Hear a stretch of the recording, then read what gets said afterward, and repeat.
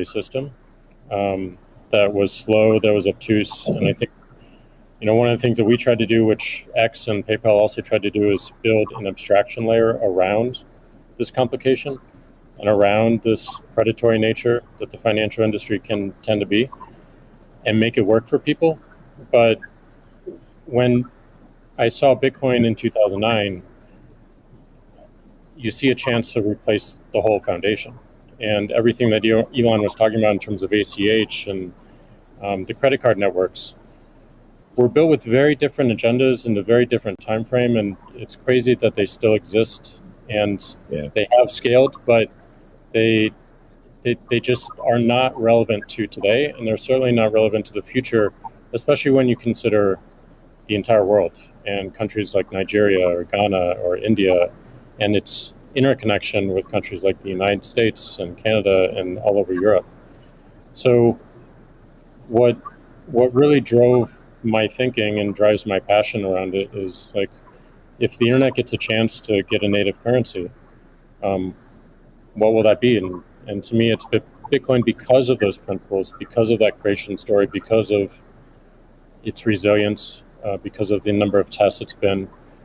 But what inspires me the most is just the community driving it. It just reminds me of the early internet. It's the only reason that I have a career, because I learned so much from people like who are building Bitcoin today, and I continue to learn in that sense, and I'm so grateful for it. So that's a good segue into the next question I'd like to ask you, Jack. Is you said before that Bitcoin changes everything. Can you speak more to that? Well, I just think that a lot of what we experience in life, when you really get down to the foundation, a lot of our monetary policies, a lot of our monetary systems cause so much distraction and so much cost. And when you get to a system where you have the potential for people to truly own it, they can verify it themselves. You don't have to have trust going in. You don't have to trust it at all. You can verify it through source code or whatever your appetite is, and that any particular person can help drive the future of it. And at the same time, it's not controlled by any state. It's not controlled by any bank. It's not controlled by any corporation. And these three parties of people who participate in the network, people who mine, and also the developers, constantly debating the correct roadmap and the way forward, is a beautiful thing. And I don't know of many other consensus-based models that have existed at that scale for this long with this amount of success. And we're still fairly early. So when, I met a woman in Ethiopia 2 years ago, and she was trying to create the lift for Ethiopia. Elon, I think I reached out to you at that time as well, because she really wanted some Teslas. She still has to take paper fiat cash from her passengers and pay all of her drivers in the same way, because there's no monetary system that she can utilize. There's nothing digital. And Africa as a continent is hugely interconnected from a monetary standpoint, but also hugely taxed in that same way.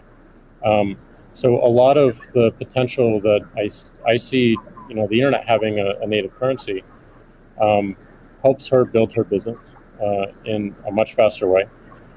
And also, if you consider something like Bitcoin existing before YouTube, before Twitter, before Facebook, a lot of the business models that we have today would not be the same.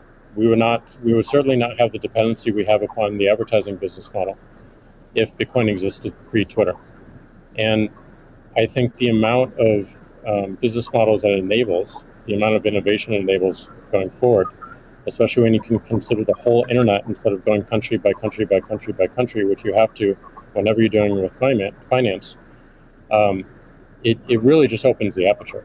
And that is what I want to see in my lifetime, is a currency that is standard and sound for the internet that everyone can use. Great. A hallmark of Bitcoin is its fixed supply of 21 million coins. Elon referenced that earlier. It may be the first system that humans have created that humans cannot later change. Kathy, I'm curious, with your background in monetary history and macroeconomics, what are your thoughts on that type of system? Oh well, I'll recount the story about Art Laffer and our going through the paper, and he said, as I said, first rules based monetary system global ever. This is a very big idea. Once we had convinced him of the ecosystem itself. Now, this is the role that it's playing, given that the rule is a quantity rule, that 21 million units, is really a store of value role. So there are three roles of money: store of value, very important, the means of exchange, so for transactions, and the unit of account. Every good priced in terms of whatever the unit is. So store of value is its primary use right now. The others exist. Unit of account, reserve currency of the crypto asset ecosystem. That's being seeded a little bit towards stable coins right now. But the store of value is a very big role. And means of exchange with apps built on top of the Bitcoin blockchain, we think is going to become more of a reality. Right now, high value transactions take place over Bitcoin, and that is a very useful role.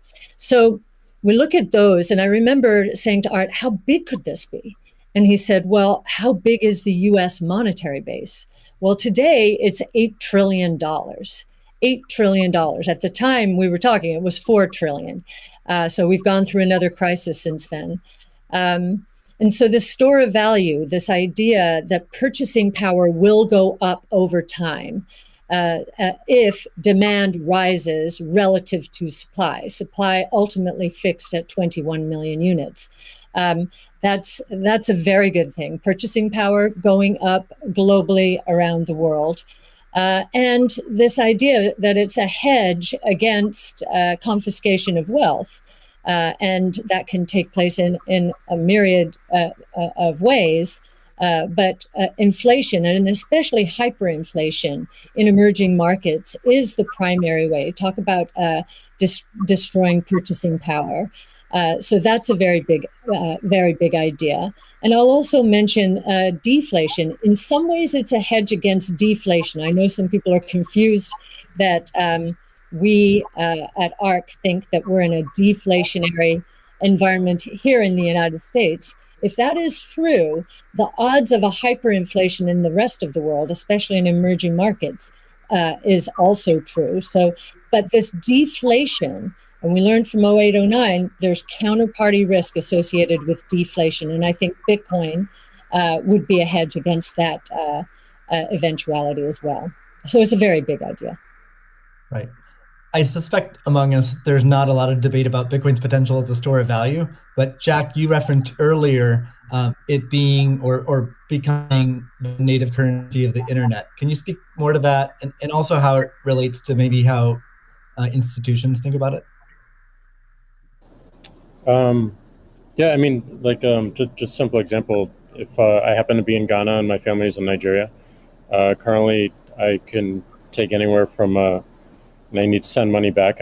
Anywhere from 10 to 30% off the top just to send that money back. Whereas if you just focus on the worldwide remittance problem, Bitcoin solves so many of those problems today instantly without having to go through any intermediaries or any slowness or complicated systems that a corporation or a state created. So I think having sound money that is separate from the state is the idea.